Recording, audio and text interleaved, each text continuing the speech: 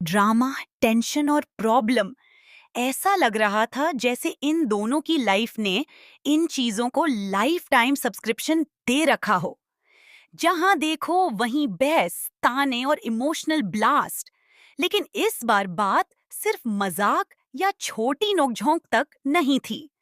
मामला दिल और रिश्तों की उस उलझन तक पहुंच चुका था जहां हर बात आग में घी डाल रही थी।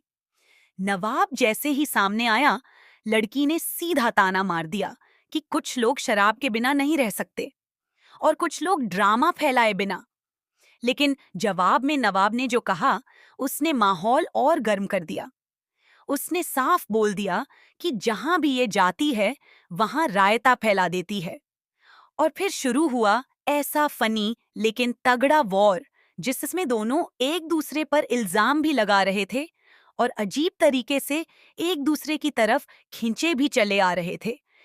सबसे मजेदार पल तब आया जब लड़की ने कहा कि अगर मैं तुम्हारी जिंदगी में रायता फैलाती हूं तो दूर रहो ना, बार बार बूंदी बनकर डुबकी लगाने क्यों आ जाते हो। ये सुनकर नवाब भी कुछ सेकंड के लिए चुप हो गया, क्योंकि सच कहीं ना कहीं दोनों को पता था, लड़ाई जितनी भी हो, एक दूसरे के बिना रह भी नहीं पा रहे। लेकिन तभी कहानी में आया बड़ा ट्विस्ट। घर की प्रॉब्लम, माँ के कॉल्स और हर चीज का सॉल्यूशन जैसे नवाब पर डाल दिया गया। गुस्से में लड़की ने तो यहां तक बोल दिया कि माँ का नंबर ही ब्लॉक कर दो। नवाब भी जोश में आ गया और बोला, अभी करता हूं। लेकिन अगले ही पल लड़की ने रोक दिया, क्योंकि असली बात कुछ और थी। उसे एहसास होने लगा था कि नवाब उसकी हेल्प कर रहा है और शायद जरूरत से ज्यादा कर रहा है। फिर नवाब का दर्द बाहर आया।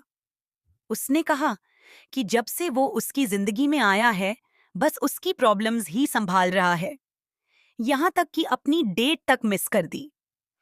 अब ये बात मजाक नहीं लग रही थी, क्योंकि पहली बार नवाब की आवाज में गुस्सा कम और दिल टूटने वाली फीलिंग ज्यादा थी।